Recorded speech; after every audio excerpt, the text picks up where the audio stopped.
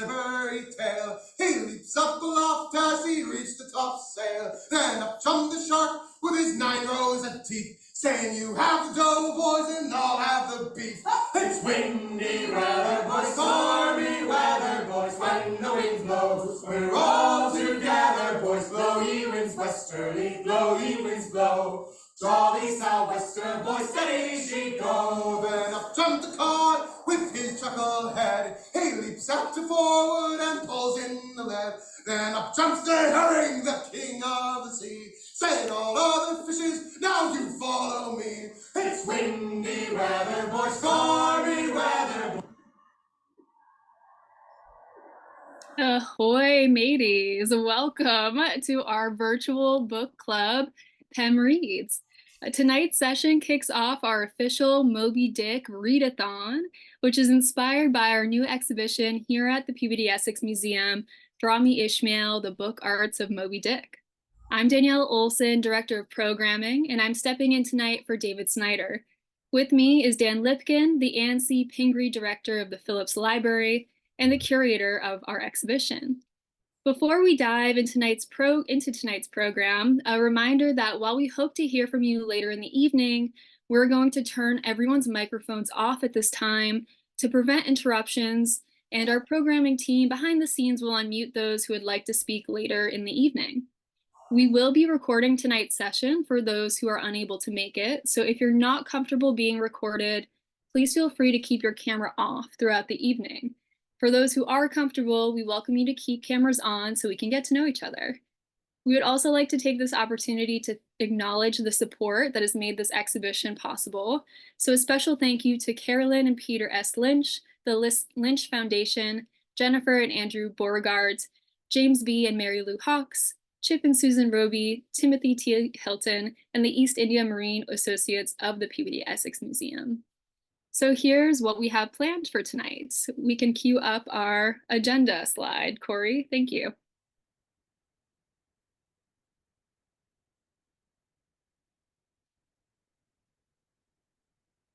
Awesome.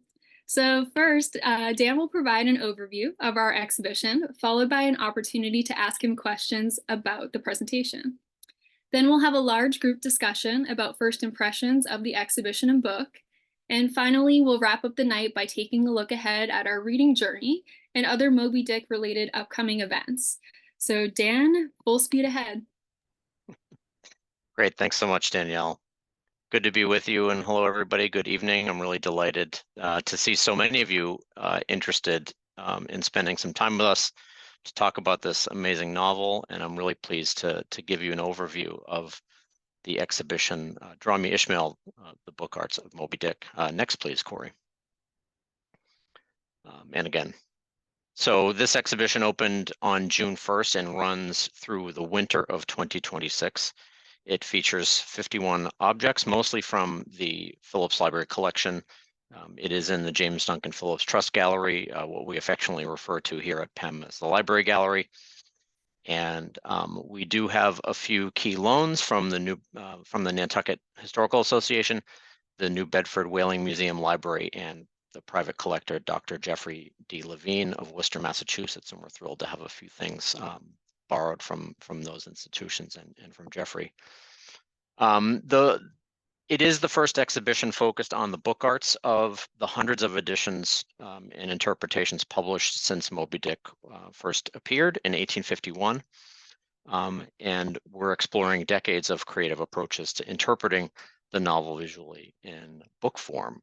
The big idea here is that Moby-Dick continues to be an infinitely rich source of inspiration for book artists. And we're hoping to show that that Moby-Dick is approachable, multifaceted and interesting, that it contains poetry, philosophy, humor, and sound, and something for everyone. Next slide, please, Corey. And this is just an overview of the floor plan of the gallery. It's kind of an L-shaped, as you see, two rooms here, and I'll be taking you through the organization of the exhibition by section. Next, please. And this is kind of the first view you have of the exhibition upon your arrival into the gallery. the introductory panel here. And you'll notice that, or you might notice and be able to see here in this slide that some of the text is in red italics in the exhibition, and that's done throughout the section panels and the label annotations for each of the objects. And what I'd done in writing the exhibition was to incorporate direct quotes from the novel into the exhibition text, so that red text that you see here interspersed in the text of the exhibition in the script are direct quotes from the novel, and that really plays into one of the points here is to engage with the book. And each of the sections is titled using one of those quotes. Next, please, Corey. The first being A Mighty Theme, in which we're looking at Melville's experiences and the sources of his novel. And I'm excited to see the results of this poll here to get a sense of how many of you have read the novel. Next, please. And Moby-Dick appeared in 1851. It was published first in London, in fact, because in those days, that was the way that American authors secured copyright, was by publishing in England first, and then they were protected. Their rights were protected here in America. This edition, the first American edition, appeared about a month after the London edition. The London edition was published in 3 volumes, and the reception was very mixed. The publisher actually took a lot of text out of the novel. For example, he removed passages that he considered blasphemous, and he also got rid of the epilogue, in which I'm not sure if I should give you a spoiler alert here, but almost everyone dies. And he cut out the epilogue, in which Ishmael explains that whole, what had happened. And so a lot of the initial reviews of the novel complained that the novel didn't make any sense because everybody had died in the wreck of the Pequod. That did color the American reception of the novel, and it was ultimately a complete failure. Melville died 40 years later in 1891, having sold less than 4,000 copies of the novel, and thinking it had not been a success whatsoever. His fortunes and the novel's fortunes changed later in the 1920s, and I'll talk about that in a little bit. And one thing to note is that he did dedicate the novel to his friend and mentor, Nathaniel Hawthorne, and that there's a snapshot of that page here following the title page. Next, please. Melville did have experience at sea. He did sail on merchant vessels, on whale ships, and in the U.S. And in the service in the U.S. Navy.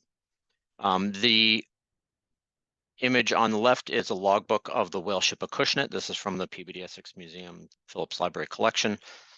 It is a logbook of the whale ship that Melville originally shipped out on in 1841. You get a portrait of the ship here, so you get a look at what vessel, the very vessel that Melville himself sailed on. And on the right is a logbook of the Nantucket whale ship Potomac, which happened to be in port in the South Pacific in Nukuhiva at the same time that Melville deserted the Acushnet and ran off into the hills, lived among the natives for a few months, and then when he returned to America a few years later, he wrote the novel Typee about his experiences in the South Pacific, and it was a great success.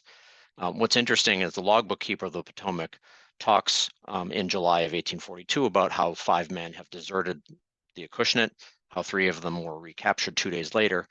And on the Thursday the 14th there, you see a little drawing of a man in a hat running away, and that is probably a representation of Herman Melville himself, because he remained at large with his friend Toby Green. Next, please.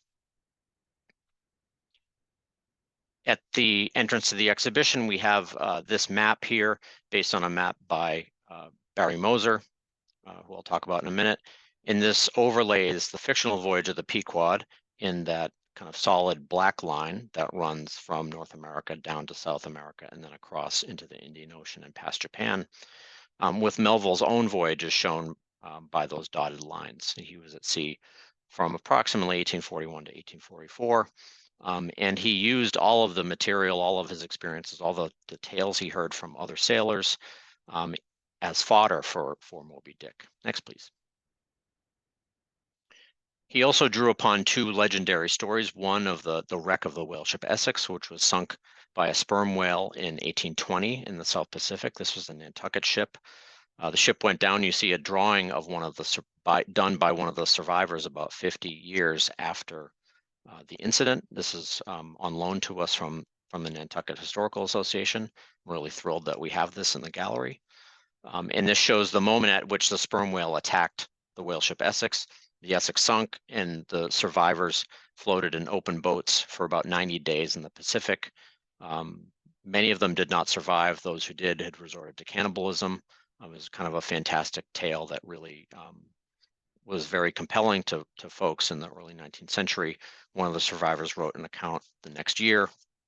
Melville got a copy of that publication himself on a ship in the South Pacific and read it near the site of the wreck, and that profoundly affected him. The other legend that he drew upon was the story of Moby-Dick, who was a notoriously hard to kill albino whale who lived off the coast of Chile. There's an island there called Mocha, and Moby-Dick apparently lived around that island, which is how he got his name. And he was legendary among sailors for being very, very difficult to kill. And again, a large sperm whale, a whale attacking a ship and sinking it. These themes played heavily into what became Moby-Dick. Next, please. This section, Illuminated Shrine of Canonized Kings and Counselors, really is an opportunity for us to talk about the two most iconic illustrated editions of Moby-Dick. Next. The first being Rockwell Kent's illustrated edition published by the Lakeside Press of Chicago in 1930. Kent created 280 drawings made to look like woodcuts and wood engravings. These were interspersed throughout the novel. And he really totally changed the game of how Moby-Dick was perceived by adding all of these images. And, there was probably an image by Kent every 3 pages or so, broke up the novel quite a bit. He varied his subject matter between the characters of the story, the narrative of the story, aspects of whaling, aspects of natural history, and some of the more metaphysical and cosmic themes that Melville explores in the novel. So it really provided a variety of visual cues to what was going on in the book, and really, I think, to a great extent, helped readers get through it. It was issued in 3 volumes, as you can see here on the left, with this really beautifully designed Art Deco cover done by Kent himself, and it was issued in this aluminum slipcase. And we're really fortunate to have a copy of this in the exhibition. And this came at the tail end of a Melville revival in the 1920s. Interest in him reawakened at the centenary of his birth. He was born in 1819. So in 1919, scholars started looking again at his work, at his body of work and his life. A biography about him came out a couple years later, and his reputation essentially ended up being restored, and people really started valuing Moby-Dick in a way that they hadn't while Melville was alive. And Kent's edition from 1930 really cemented that reputation of Melville and Moby-Dick, and it is still the definitive illustrated edition of the novel. If you do some internet searching for illustrations in Moby-Dick, you'll inevitably find Rockwell Kent as a major part of that. Next, please. The other pillar of illustrated Moby-Dick editions, at least to me, is the Barry Moser Arion Press edition from 1979. This is a complete work of art in all senses. All of the elements of the book arts have coalesced here into what is a really amazing art object in itself. 265 copies of this were made. They actually are quite difficult to find. We were able to acquire one a little over a year ago. It's oversized, so it's really, really large, not something you're going to be taking to the beach for your light summer reading, but it really is a beautiful object. As you can see, the book is bound in blue leather with silver stamping. The text is all letterpress hand set, so somebody actually set each letter manually by hand. There are over 10,000 sentences of Moby-Dick. So a lot of typesetting was necessary for this publication. The initial initials of each chapter, as you can see here, that blue C of Call Me Ishmael on the right was a specially designed typeface for this edition, printed in blue. The paper was handmade and custom commissioned from a mill in England. It has a kind of a light blue tint to the paper, and there is a whale watermark in the paper as well. So as you turn the pages every fourth or fifth page, if you hold light behind the page, you'll see the outline of a whale embedded into the paper, which is really, really cool. And of course, Barry Moser is a really highly accomplished printmaker and illustrator. He created 100 wood engravings, really, really fine wood engravings that illustrate the novel throughout. And one of the things that's really interesting is that Moser didn't approach or illustrate the novel or the characters at all. He focused on the natural history and the whaling aspects of the novel for his illustrations. And really, again, just a complete work of art, and one I'm really delighted to have. I think without Moser and without Kent, you could not do an illustrated editions exhibition of Moby-Dick. Next. For this next section, what the whale really looks like, in which we focus on some of the many, many illustrated editions that have appeared over time. We just have a small selection here. It's impossible to have all of them out in the gallery. Next, please. We start with the first edition here. If you go to the next slide, Corey. Thank you. On the left is Augustus Burnham Schute's reproduced paintings that appear in the first illustrated edition from 1896. And you may remember that Herman Melville did not he died in 1891, so he did not see an illustrated edition in his lifetime. This one appeared 5 years later. And on the right, the first color illustrated edition from 1923 with illustrations by Meade Schaefer, who was a pal of Norman Rockwell.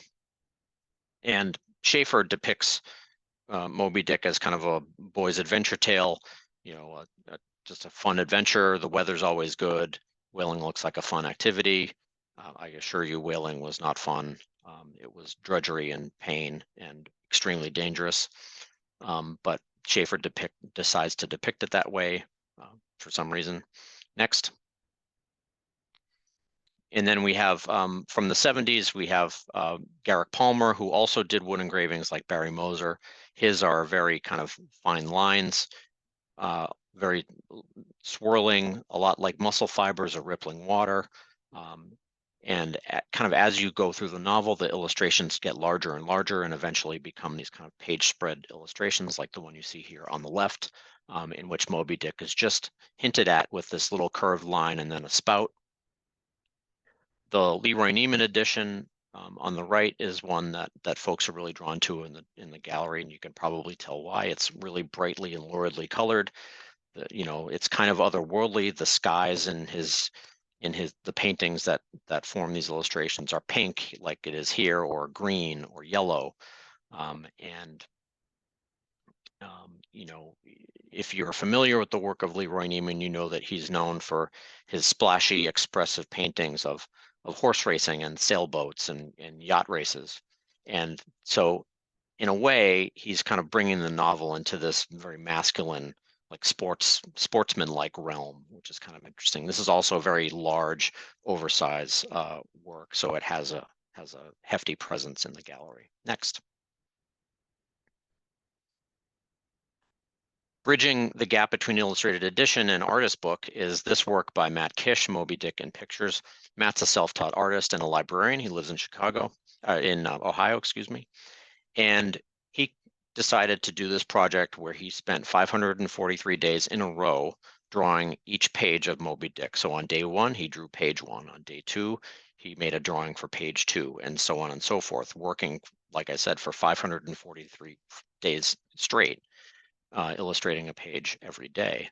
And eventually a publisher kind of collected these all and published them as a trade book. What's interesting about the copy we have in the gallery is that this This was a copy. This is a copy owned by Jeffrey Levine, who I mentioned is a private collector in Worcester.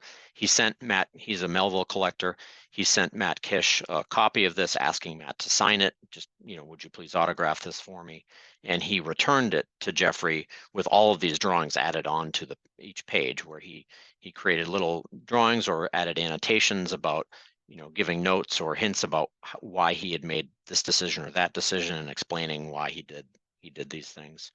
This title page that you see here is entirely Matt's work, with the exception of the text Moby-Dick and pictures, which is printed. And so this title page it's totally custom. It's a totally unique item, and really great to have in the exhibition. Next, please. The section called All of These Interpreters is really about more modern contemporary adaptations of Moby-Dick, to show that it remains a relevant and exciting source for modern contemporary artists. Next, please. So we have one translation of Moby-Dick into emoji. Fred Benenson actually worked to translate each of Moby-Dick's more than 10,000 sentences into emoji, and then published an edition of Moby-Dick translated into emoji. You can still get copies of this.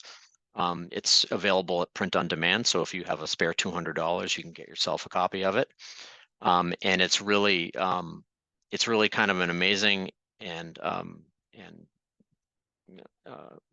brilliant project. One of the blurbs on the back of the book says "astoundingly useless," which it kind of is if you actually take a close look at the emoji that serve to translate each sentence. Many of them don't make any sense, but it's a really fun project and an interesting way to engage with the novel. Next, please. We also have several other artist books. Ronald Keller on the top left. This is a loan from the New Bedford Whaling Museum Library. In this, Ronald has, this is from 1973. He's created woodcuts for each of the whales that Ishmael discusses in chapter 32, which is called Cetology, where he talks about all of the different kinds and sizes of whales organized into essentially book size categories: folio, duodecimo, etc. And then he puts clouds of quotes from other parts of the novel around the body parts of the whale. So the text you see around the tail is a passage from another chapter about the whale's tail, or the jaw, etc. Not many copies of this were made, and I'm hoping that we can acquire one at some point. The Emma Tomlin Marca, who did the project on the below left side there. This was a summer project that she did for a book arts class at Scripps College, and the teacher there, I have a relationship with the teacher, who's a book artist, and she let me know that Emma had made this little pop-up book related to Moby-Dick, so we acquired it and have it in the show. The Gerard Lamonaco and Joël Jolivet publication we have there on the right is more of a shadow box pop-up, which is kind of neat because the pages kind of fold out this way, and so you can actually look, and the different layers all make up this kind of diorama little picture here. And opposite the pages are passages of text from the novel that are printed in a variety of typefaces, much like 19th century broadsides or posters. So it's a really great item. Next. Bill Sienkiewicz did a comic book in 1990 about Moby-Dick in a comic book form. We have another in the gallery from the 70s done by Marvel. And the Bill Sienkiewicz is really, he really focuses on the dark aspects of the novel. I kind of think of this as the horror movie of Moby-Dick adaptations. He's really focusing on the scary parts of it and the dangerous parts of it. He does a wonderful job of layering different media into these images, providing different insets, and layering the text on top of the images. In the middle is Musa Kone's chapter Etymology from a project called Moby-Dick Fillet, which is where a publisher in Austria is actually republishing Moby-Dick chapter by chapter, but they are working with a different artist for each chapter. So they will approach an artist, they'll ask them to illustrate a chapter of the novel, so long as it fits within a glassine envelope and that the entire text of the chapter is legible. So each of these chapters comes out kind of illustrated in a different way and in a different form, and we have 2 on view in this exhibition. They've done about 50 chapters of the 36 thus far. So in the end, we will have a completely new edition of Moby-Dick, but where each chapter is done by a different artist. Next. A few of my favorite books here in the exhibition: a 1957 graphic novel published in Mexico on the left, what I think might be the first graphic novel adaptation of Moby-Dick. I haven't found an earlier one yet. And graphic novels are just it's a form that's longer and more substantive than a comic book. Right? In the middle is Billy O'Callahan's More Choice Morsels from Moby-Dick, in which he harvests the text of the novel for slogans and other phrases that he envisions as being on baseball caps, as you can see here on the cover, or on t-shirts or on lawn signs. He catalogs all the instances of the word sun and the word moon, and various other ways that he incorporates the text of the novel and engages with it. It's a really fun book, really focusing on the humor of it. And it was inspirational to me and how I thought about writing for the exhibition. And one of the reasons why you see quotes from the novel embedded in the exhibition script is because of, my engagement with Billy's work.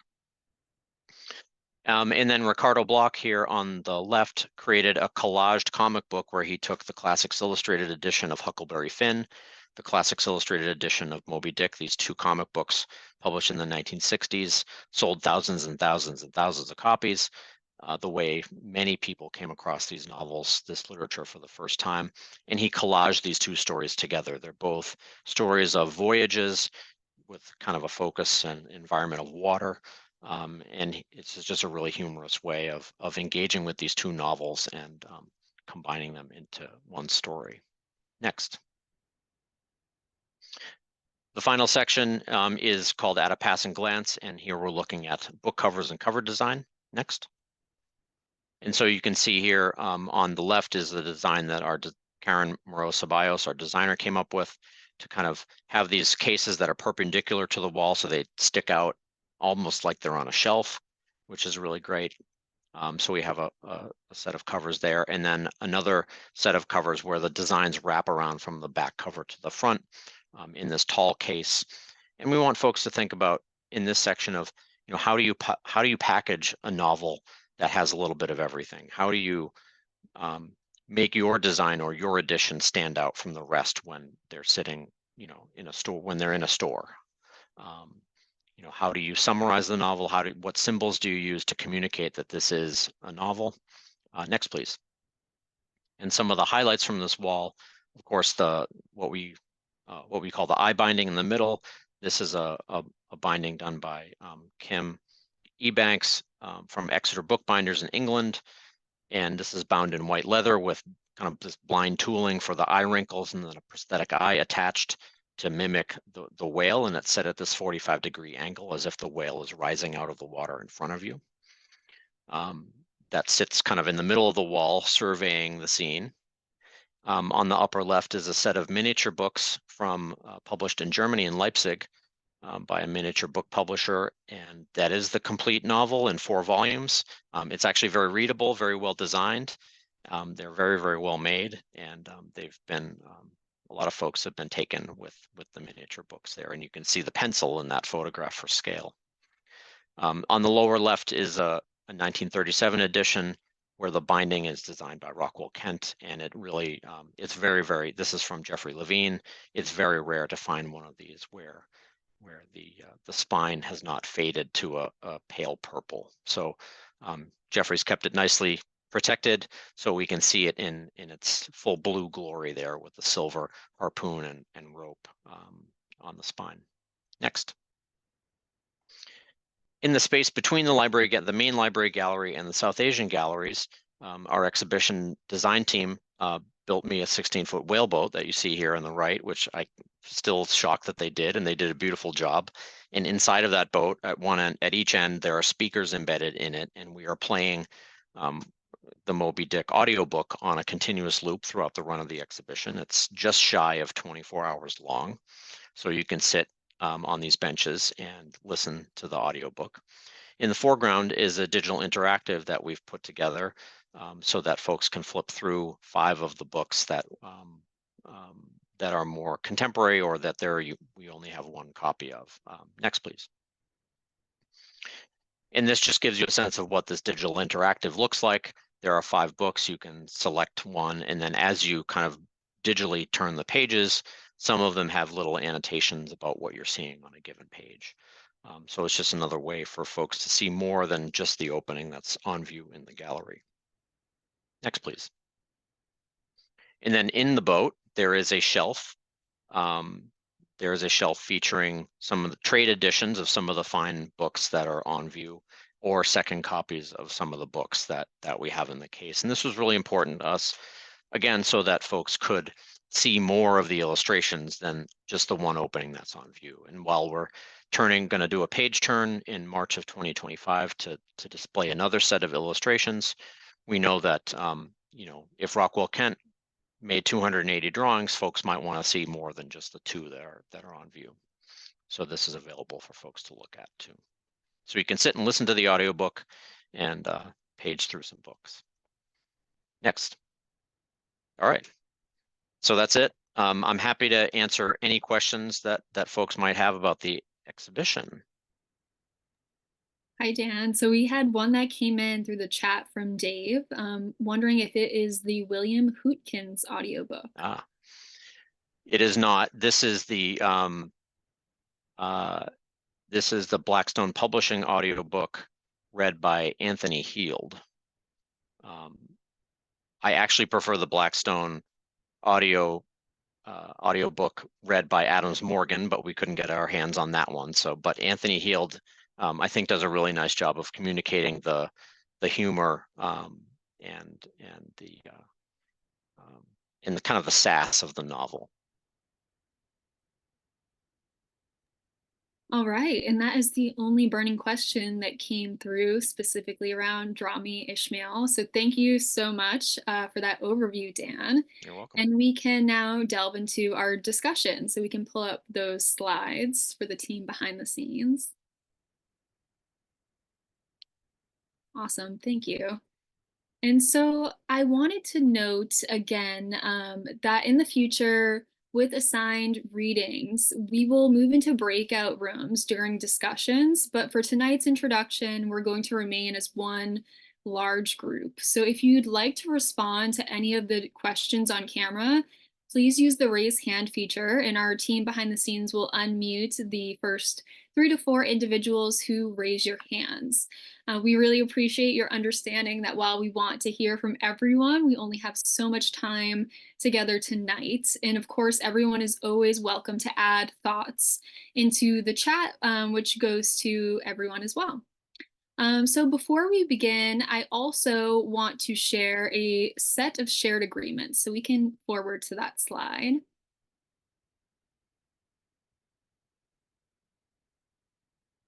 Thank you.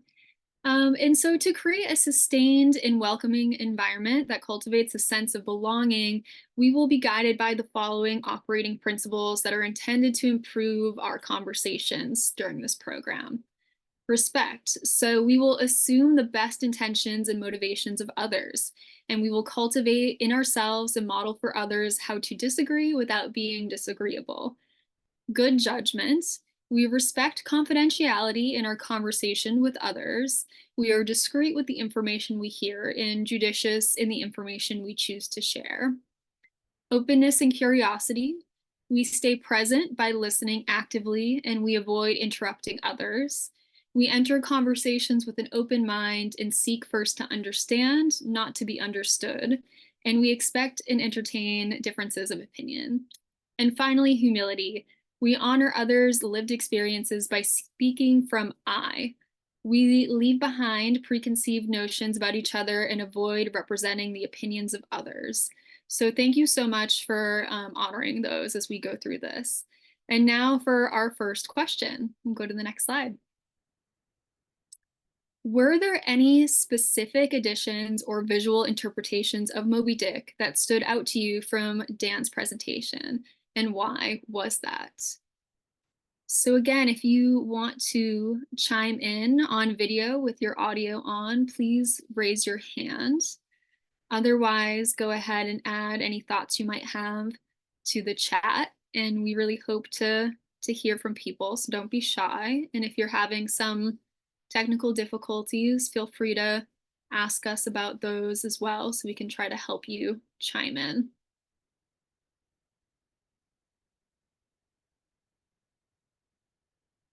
I can keep us going here by saying I love the book with the eye. I mean, the 3D eye, I think, is such a standout piece in the collection. It's kind of become the iconic image of the exhibition. And I wonder, do you have a favorite, Dan? Well, I mean, that's certainly, I mean, that really has become iconic, and I have to give credit to our curator at large, Sarah Chassie, who monitors the Rockwell Kent market. You know, she's really into American art. That's one of her specialties. And you know, we all, as curators, we all get alerts for, you know, auctions and other things that are coming up for sale, or we get communications from dealers. And she, like I said, she monitors the Rockwell Kent market, and this came up on one of her feeds, and she sent it to me. This was maybe a year and a half ago, and she said, "This is coming up at auction. We have to have this." And we actually did win it at auction. And Arthur and Judy Rubin were very generous in supporting that purchase. But I love that. I think that's, I mean, it really is a unique thing, and I'm amazed that we were actually able to acquire it. I think the Billy O'Callahan work is one of my favorites. I think it's it really is of just such a fun way to engage with the novel, and it kind of aligns with my love of language and wordplay. And for those of you that have been in the PEM shop or heard me talk about the exhibition before, you know that I'm a big fan of Billy, and that we worked with him. Victor in the shop worked with him to create this line of baseball caps, you know, that Billy had conceived of, like so you can go to the shop and buy one. And I just love the way that he plays with language and brings that humor to this novel, because, you know, you're bringing this humor to this work that has this, like, you know, it's like heavy, fine literature, you know, one of the best books of, you know, all time. And here he is using this Comic Sans typeface and putting, you know, raunchy slogans on the t-shirts. It's just a really fun way to interact with it. Yeah, we have a couple of other favorites that seem to be rising to the surface along with the Kent, is the Kish and the Moser as well, are repeats I'm seeing from people in the chat. And Michael mentioned that the Moser edition is one that he found for $22,000 and was hoping to find it at a garage sale sometime soon. So I thought that was a funny aside here. And I see that Mary Coop has raised a hand. So Mary, let's see if we can unmute you here and answer your question.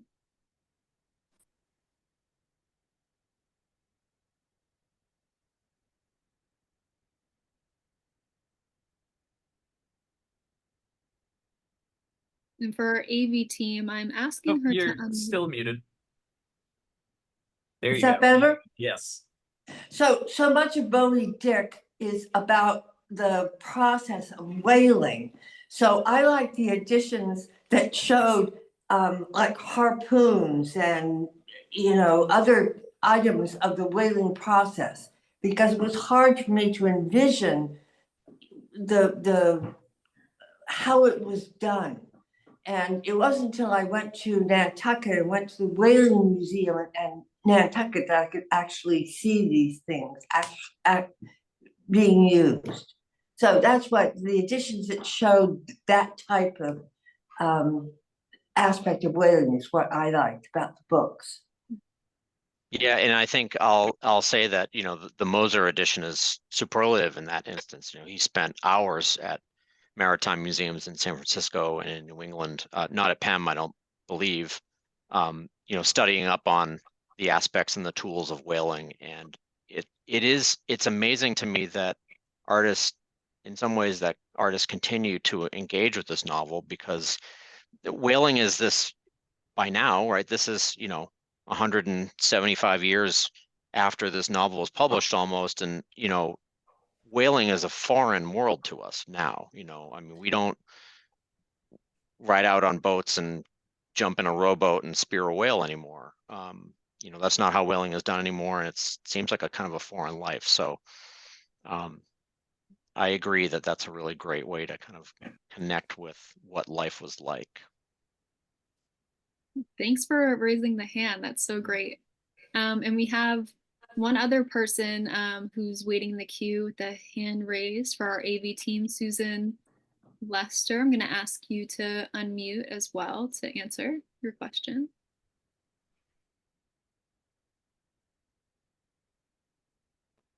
You should be able to unmute now. We sent you a little notification.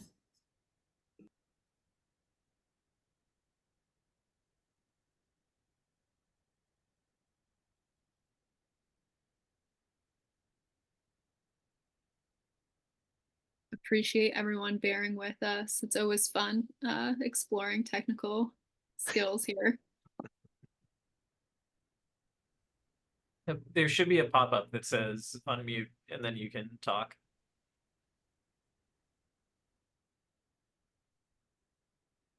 Looks like, yeah, I don't know, Susan's messaging that she's just having some trouble. Are we able to unmute her ourselves, or?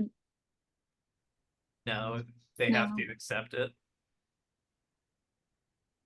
So sorry about that, Susan. I hope we'll keep sending you that request, so don't give up quite yet.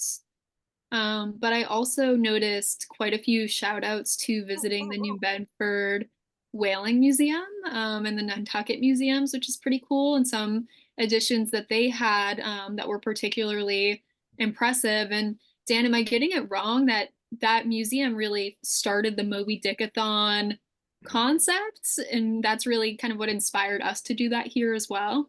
Yeah, every January, the New Bedford Whaling Museum does a marathon reading, and so they start at chapter 1, sentence 1, and then read the novel continuously. Speakers take turns, you know, and it lasts about 24 hours.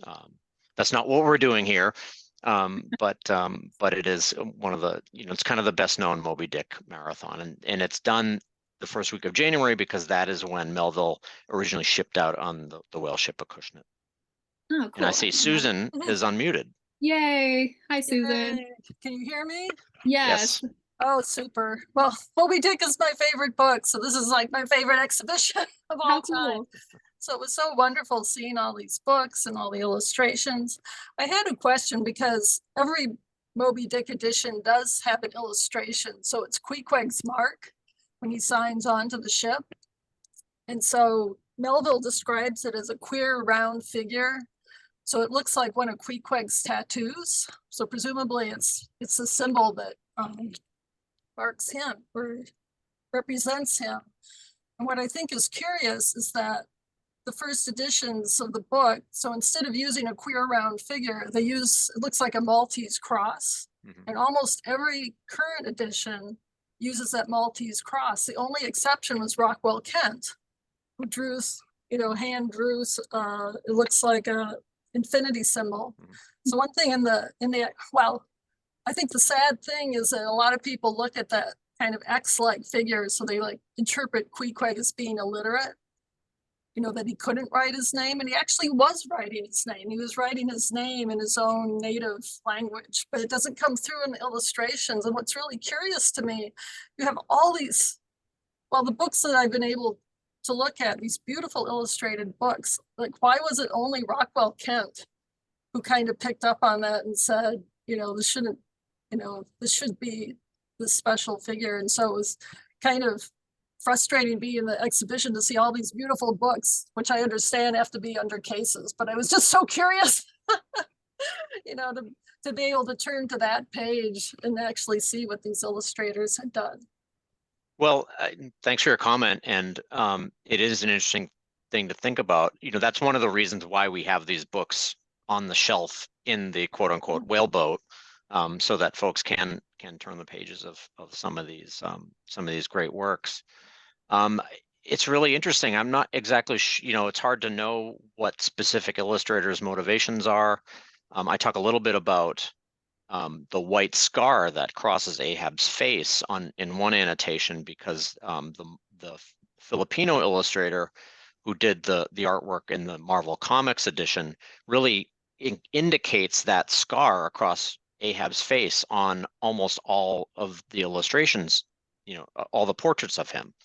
And many illustrators actually leave that detail out. So it's like another example of that. Like, how didn't they read the chapter about Ahab where Melville talks about the scar? Didn't they read the passage about, Queequeg signing his name or making the mark in the book? It's really hard to know why an artist would make one choice and not another. But I'm going to go back and look at some of the books that we have on the shelf there the next time I'm in the Super. gallery and take a look. So Yeah, I would love to know if any other illustrator, because every time I'm in a bookstore, I'm like, I look at all the books, or I'm in a library, I look at all the books. And I think Rockwell Kent's the only person.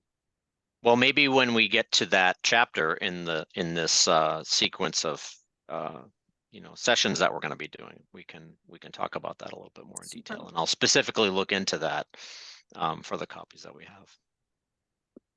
So cool. Yeah, and Darcy had added a similar comment in the chat that maybe for one of our next meetings, we can take some pictures of the symbols in the various books to show off. Great idea. So glad that ended up working for you, Susan. Can I add one more thing? Sure. So the Mystic Seaport does their Moby-Dick Marathon, and that's actually next week. Ah. So it starts July 31st. They actually read the book on the last existing whaleboat. Wow. So fun. It starts at noon on Wednesday. It ends around noon on Thursday, and that's Melville's birthday. So after the marathon ends, they have a big birthday cake. Oh, that's so great. Yeah. Thanks for shouting that out. And we did have one question come through in the Q&A from Nina that just says, I love the Matt Kish idea, one picture per page, and just wonder if you've read the book several times before he started that project. One would think it would be helpful to know where the story is going to be able to visualize what to draw. So less of a question, but just kind of a pondering, a curiosity about that edition. That's really interesting to think about. Yeah. Awesome. So it seems like we're in a good place to move to our next question here. So question number 2, what are your goals or expectations for reading Moby-Dick? Are there specific aspects of the novel that you're particularly interested in? So again, if you want to have yourself unmuted, you can go ahead and raise your hand to respond, or you can drop some comments into the chat.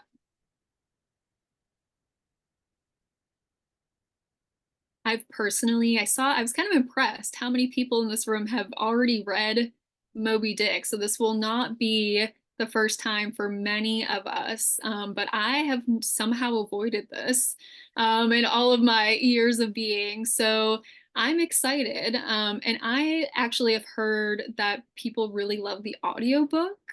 I know it can kind of be a challenge to some to get through Moby-Dick. So I've heard that that's a nice tactic, because actually listening to it, you can pick up a lot more of the humor that might get lost in some of the language. So I'm keeping that in my back pocket just in case as a plan B here to help me as a tool.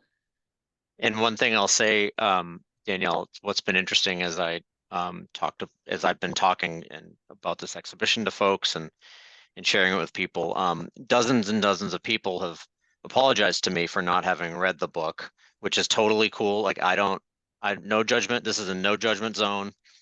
And actually one of the things I say to people is that, part of the exhibition process is to come up with a title for the exhibition. And so we have these meetings where we're talking about titles and ideas for titles, and, the finance department's in there, and the shop is in there, and Danielle's department, learning and community engagement, is in there, and the marketing team is in there, and the curator's in there, and everybody's kind of throwing ideas around. And one of my ideas, which did get rejected, as you'll find out, was that we could call the exhibition "No Need to Read: The Book Arts of Moby-Dick," because in part this is really about how are artists interpreting the novel visually in book form. And I didn't want the lack of having read the novel to be a barrier to enjoying the show. You know, I am trying to trick you into reading a little bit of the novel by embedding quotes and having these pages open, because I think it's a fantastic work, but it isn't a requirement. Yeah. We have a good question actually in the chat. And we mentioned this later today in our slides that we suggest a specific edition, and I would assume we're carrying that in the shop, but Dan, can you confirm that? I believe Victor is getting some copies for the shop, yeah. Okay, But it's easily findable. Perfect. And I just really appreciated this comment from Joe in the chat, where he's just sharing that he's reading it again, but at a different point in his life. So he's really looking forward to going through it again at this different stage. And I think there's something really beautiful about that. Okay, we do have some hands up. I saw Deborah's go up, so we're going to send you that request to unmute. So you should see that pop up. Hi, can you hear me? Yeah, we Yes. can. Great. So I have read Moby-Dick, but I kind of came to it through what I think of as like a back door. About 20 years ago, a colleague of mine gave me a copy of a book called Ahab's Wife, which apparently the author, whose name I can't remember, something Susan Jeter, someone will know, but apparently my understanding at the time was that there was a one very slight reference in Moby-Dick to Ahab's wife. And this author kind of mused about who would this person be who would marry Ahab. And she created this novel that I found really compelling. And what I realized is that it has very short chapters similar to Moby-Dick. So when I finished that, I decided I need to read Moby-Dick, and I did, and I loved it. So I'm really excited to visit Moby-Dick again 20 years later with a group of people to discuss it, so that it kind of fills out my own understanding of the novel and the complexities and the layers. So anyway, that's my comment. Great, thank you. And Ahab's Wife is almost as long as Moby-Dick. Yes. It is also a tome. So yeah. Yes. That's great. But worth it, I thought. Yeah. Well, thank you so much for that, Deborah. And then let's see, Darcy, your hand went up as well. So we're going to send you that push to unmute. So you should see that come through. Yep. Awesome. I got it. I read this, about 55 years ago, because it was my then just boyfriend, now husband's favorite book, and he reads it every year. He'll be joining us. He has something else he has to do tonight. But, I wouldn't have read it in my early 20s and stuck with it. Especially through all the technical whaling chapters, which are really very detailed. But through my love of him, it helped me to love Moby-Dick and Melville, and to realize what a profound book it was, and what an effort Melville put into it, and how sad as at the time of his writing that he really wasn't recognized for his gift, which so happens with visual artists too. And I'm really glad that you're doing this to allow the reading of it to come to the fore, because the visual arts are important, but it's really important that all the arts support each other. So you're supporting the initial impetus of Melville to write this book, and for us to take it on board. Thanks. Thank you. Well said. That was a really beautiful story. I loved that. Thank you for sharing. Really sweet. And then let's see, Laura, I'm gonna send you the unmute request next. Great. Thank you so much for doing this. I had to read this book in high school. loathed it. I mean, it was hard to get through. All I can say was thank God for Cliff Notes in high school.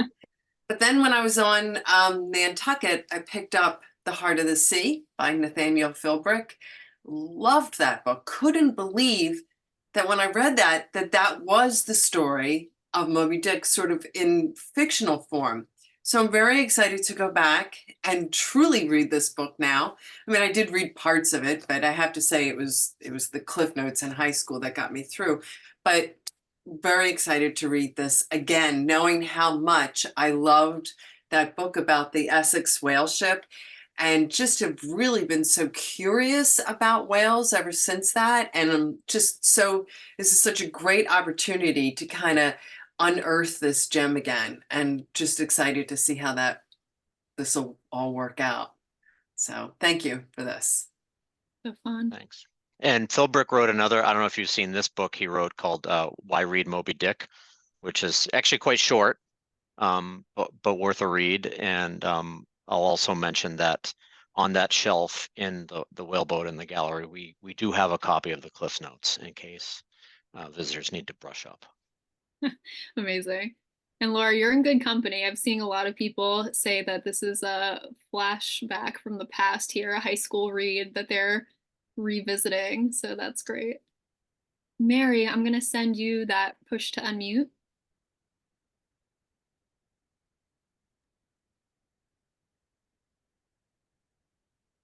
Well, it looked like it worked for a second there. Trying again.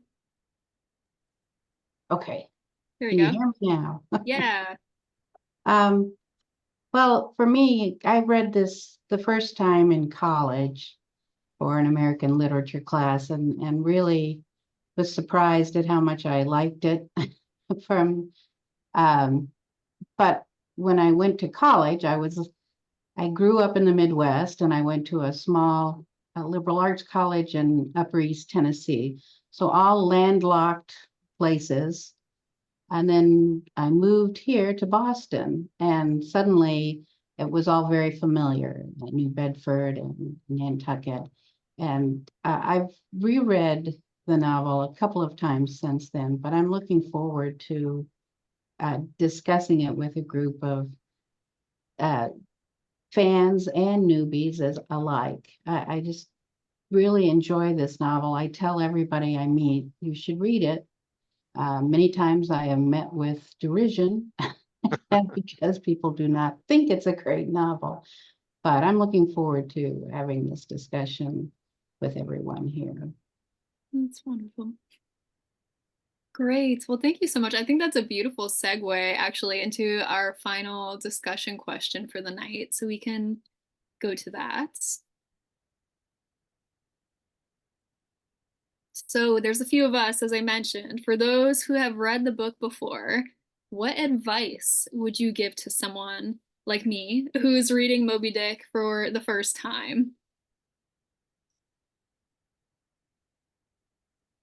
I appreciate any advice you can give me.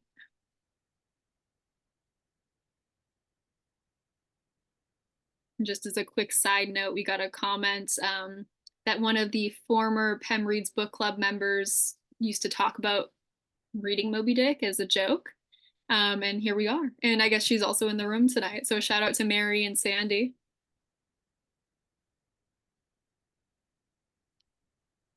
I mean, my advice would be to stay attuned to the humor, because that's one of the things that I really love about the novel. And one of the things for me that keeps me going when I read it is I'm always looking for that next little little insult he throws, or the little funny twist of phrase, that's how I engage with it. And again, one of the reasons why I find Billy O'Callahan's work so interesting. Yeah, so cool. And okay, so Dave is seconding the audiobook concept. So it's good to know other people have listened and found that to be helpful. Oh, Susan's comment about the Moby Dick big read is a good one too. Yeah, got some famous people doing chapters in that one. Drink tea with it, absolutely. My type of advice. Okay, well, fabulous. Thank you so much, truly, everyone, for engaging in conversation through audio and through the chat. That was a really fun taste. You are a great group already. So fun. So I'm really looking forward to continuing to get to know everyone better, and especially when we have the opportunity to get into some smaller breakout groups in the future, and we can see people's faces as well, and not just their lovely voices. So we'll let the comments keep coming in on how to best approach this book for a newbie. Dan, is there anything you want to acknowledge before we move on? Reading passages aloud is a good one too. Okay. Yeah. Awesome. Good to know. And so on that note, we'll move on in our slide deck. And before we wrap up for the evening, we do just want to do a look ahead as this last pace here. So we can go to the next slide. So here are our forthcoming voyages. These virtual PEM reads are going to be held on Wednesday evenings from 6:30 to 8 p.m. Eastern Standard Time. Again, we are recording these, so if you do have to miss it, not the end of the world, but we do have a fun incentive I'm going to mention in a little bit to keep you coming, hopefully. So our next session will be October 9th, where we'll be reading chapters 1 through 28, which ends up being pages 1 through 104 in the edition that we've recommended. So hope to see you there. And I think this October session is already online, so you can start to register for these future events ahead and just do some housekeeping there. So we can go to the next slide.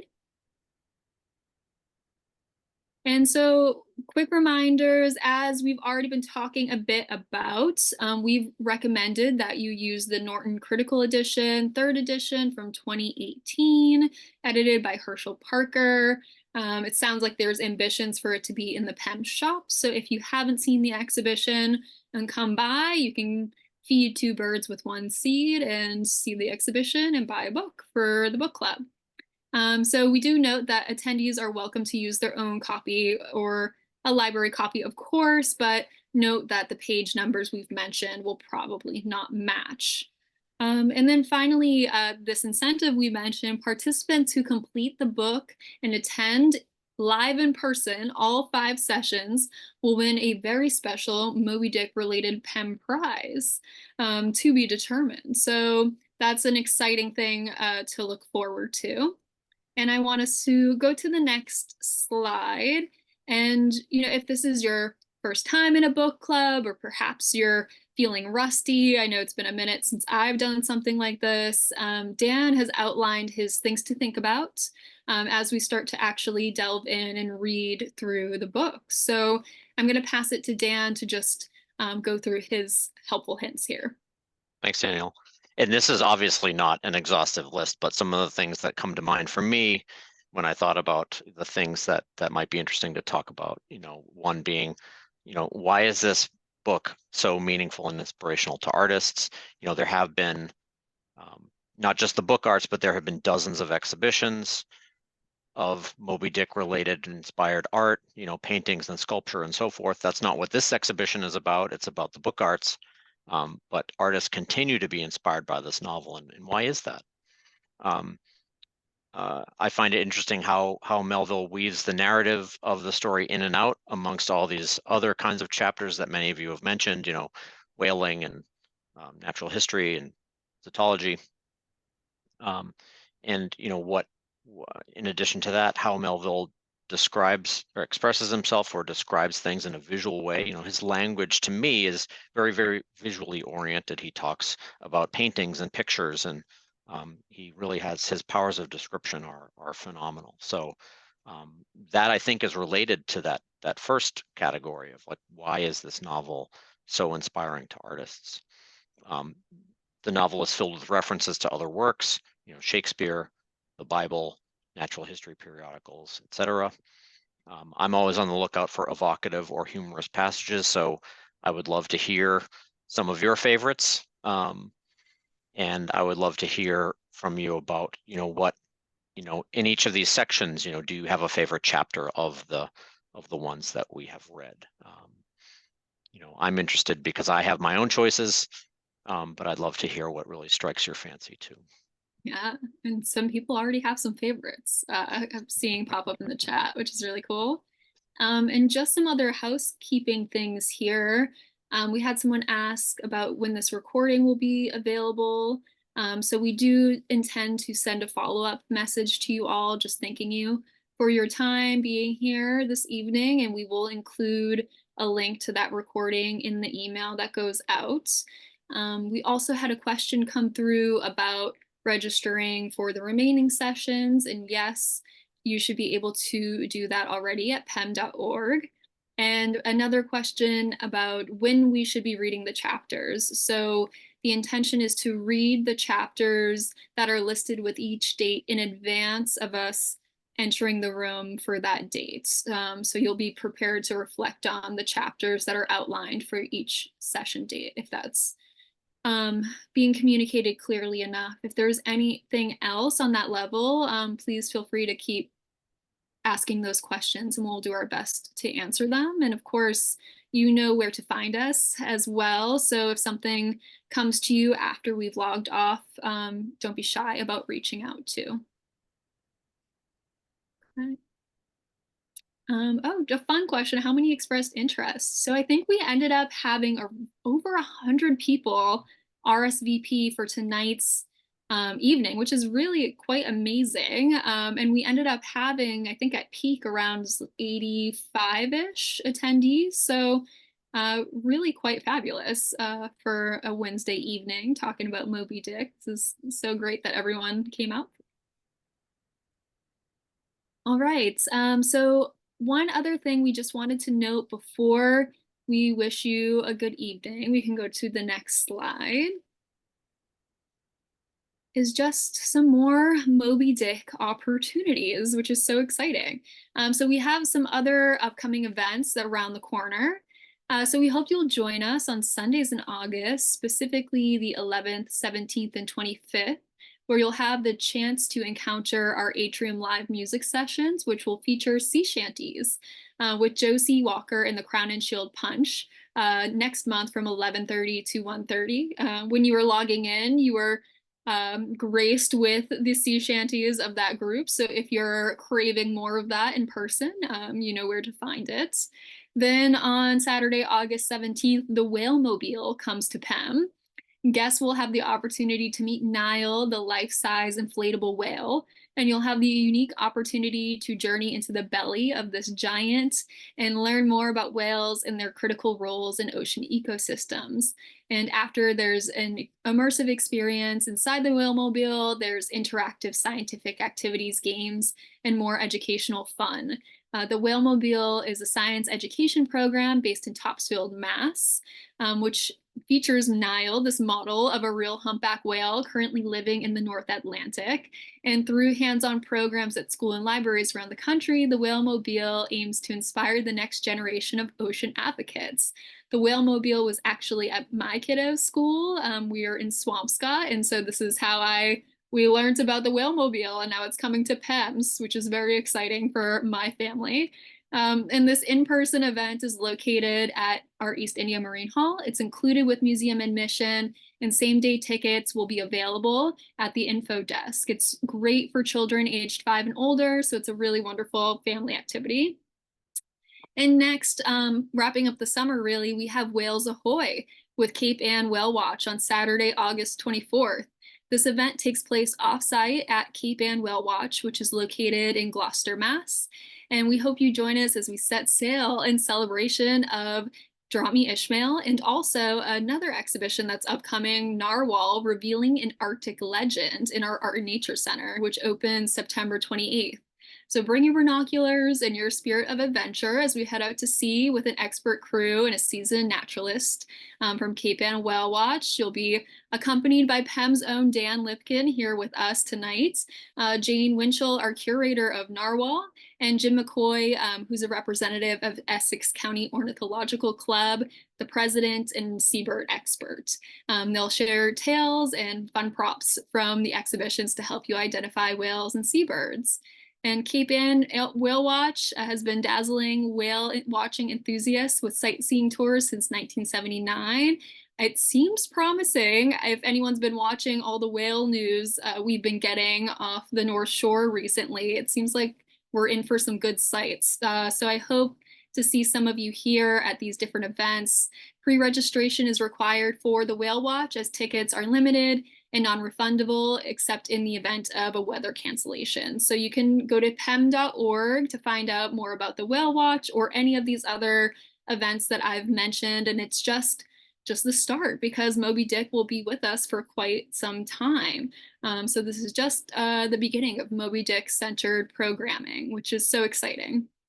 So want to just do one last check for questions before we part ways, but I'm so thrilled that people are having a good reaction to the lineup of programming here. And with that, we just want to thank you so much for coming out tonight to join us to kick off our official PEM Reads Moby-Dick Read-A-Thon. This has been a beautiful first session all together, and it's been great to hear from you all already. I'm really looking forward to diving in. So Dan, do you want to wish us farewell, sign off? Yeah, just the next slide, please, Corey. Just one quote that I really love from chapter 99 about books and, you know, us coming in to supply the thoughts about them. So I look forward to doing with that doing that with you and hearing your thoughts about the novel. And next slide, please, Corey. So we'll hear your thoughts on Wednesday, October 9th. We'll talk about chapters 1 through 28. And it's been a real pleasure being with you tonight. So thank you so much. And we look forward to seeing you then.